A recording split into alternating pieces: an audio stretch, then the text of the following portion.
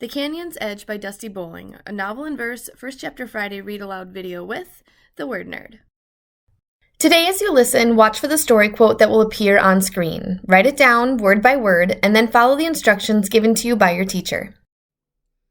Hey everybody, it's Amanda Zieba. Welcome to my channel, Learning with the Word Nerd, in another First Chapter Friday video.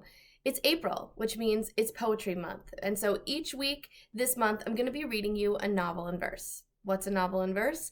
A novel in verse is a story that's told in poems rather than a paragraph style, like this. This week I'm going to be sharing The Canyon's Edge by Dusti Bowling, and it's the perfect one for you to start with because it starts in prose or paragraph style, and then it switches into a novel in verse in poetry style. And so if you've never read a novel in verse, it's going to be a great one because you'll start with something familiar and then slide into something new. The bulk of this story is told in poems. Just the first few chapters and the very last chapter are told in prose. So I still think it really definitely counts as a novel in verse. Now, I'm going to be honest, this book is about some hard things, and it's good to read about hard things. It helps us figure out how we navigate those difficult things in our life, but for some people, they might not be ready to read this book yet. So I'm going to put some trigger warnings down in the description box so you're aware of what things are going to come up in this book, just so you can be ready and you can make that decision for yourself. I'm going to read the back of the book so you know what this story is about, and hopefully between those two pieces of information, you'll have enough to decide if you want to read this amazing story by Dusti Bowling. Nora's birthday marks the 1-year anniversary of the worst day of her life. To distract them both from the memories of the horrible shooting that killed Nora's mom, her dad surprises her with a trip to explore a slot canyon deep in the Arizona desert. But in the twisting, winding depths, the unthinkable happens. Suddenly, Nora finds herself lost, alone, at the bottom of a canyon in the middle of a desert. Separated from her supplies, she faces dehydration, venomous scorpions, deadly snakes, and worst of all, the beast, who has terrorized her dreams for the last year. To save herself and her father, Nora must conquer her fears and outsmart the canyon's dangers. Let's dive in to The Canyon's Edge by Dusti Bowling. Part 1. Chapter 1. I walk to the Jeep in the middle of a cold, dark desert night. Dad is already stuffing our supplies into the back, the tailpipe blowing steam tinted red by taillights. We need an early start.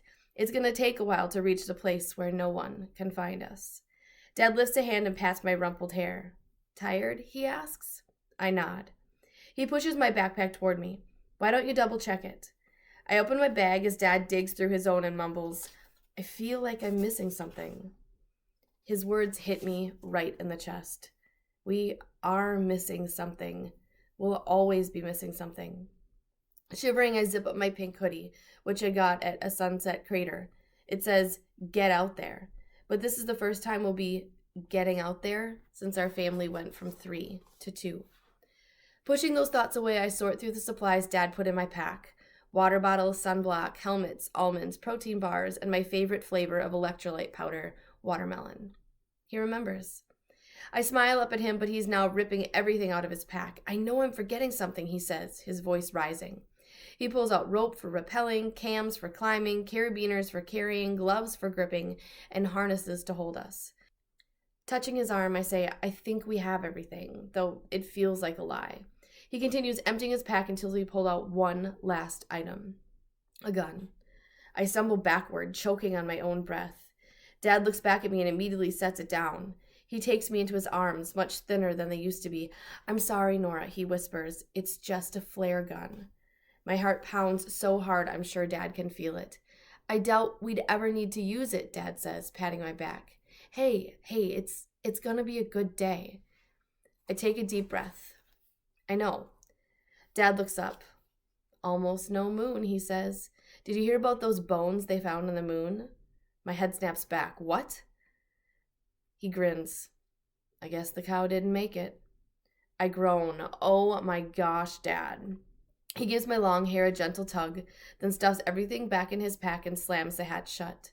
He limps around to the driver's side and gets in. He seems more like himself today than in a very long time. It really might be a good day. 2. We drive the empty desert highway for a couple of hours until Dad turns onto a rough dirt road that follows the power lines. I slide my hand across the foggy window and peer through the wet streaks. Nothing but desert surrounds us as we drive. No homes, no people, no cars except ours.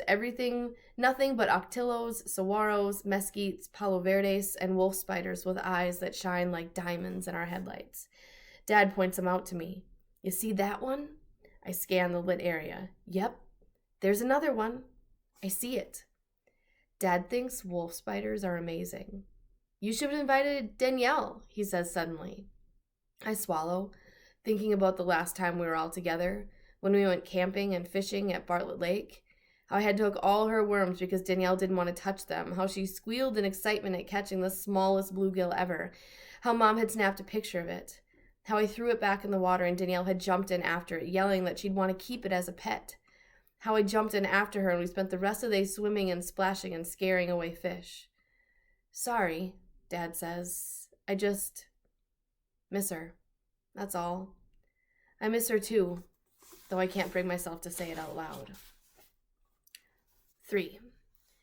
It's dawn by the time Dad stops, startling me awake. It was a quick nap, and I try to hold on to the dream, but it's already gone. If it had been a nightmare, I would still feel it. I wouldn't be able to forget. Dad turns off the Jeep and the lights blink out. I step into the cold morning and stretch, run my fingers through my long hair and pull it back in a ponytail. The sun is rising behind the dark line of mountains, their tops jagged like the edge of a serrated knife. I reach back into the car and pull out my notebook and pencil and quickly jot down. The sapphire sky breathes in. The desert morning breathes out. Pink flame to burn up the wisps of silver clouds. I stuff the notepad and pencil in my backpack. When Mary, my therapist, found out I liked writing, she told me I should use it as a tool, that I could rewrite my nightmare. But I don't want to do that. Rewriting it means I have to think about it. What I want is to crumple it up and throw it in the garbage, burn it, delete it forever. But Mary wasn't totally wrong. Writing makes me feel closer to Mom, like I can somehow make up for all the things she'll never write with my poems, though I don't think I could ever write as well as she did. Maybe you could read me what you're writing later, Dad says. Maybe. It would be nice to share it with someone, don't you think? I don't know. Maybe it's just for me. Shrugging, Dad slips his backpack on and buckles it around his chest and waist. He runs a hand through his graying hair, overgrown and curling over his ears, and then locks the Jeep. We set out away from the road, our hiking boots crunching over the hard desert dirt. I'm still sleepy, and I stumble over a couple of larger rocks. Watch your step, Dad says. But he should be paying attention to his own steps. He's stumbling even more than I am. I watch him limp, knowing every step hurts. Every night he rubs his leg with special lotion. Every month he visits the doctor. Every day he swallows pills. 3 surgeries and a metal rod. Nice words like, I'm okay, and I feel fine, but I know he's still in pain. It will never go away. A bullet can do that. A bullet is tiny. It can weigh a fraction of an ounce and be a fraction of an inch long, and yet something that small can rip flesh and shatter bone and puncture organs and stop hearts. Something that small can tear a hole in your life so large it will never close, so ragged it will never be sewn, so ugly no one will ever look at you the same again, so painful you'll feel it every second for the rest of your life. Even when that tiny bullet never touched you at all. If you want to find out more about Nora's adventure and her survival story, not only in the canyon, but in the traumas of her life, you should totally read this book, The Canyon's Edge by Dusti Bowling. Remember to come back for more First Chapter Friday videos always, but especially this month of April for Poetry Month and more novels in verse.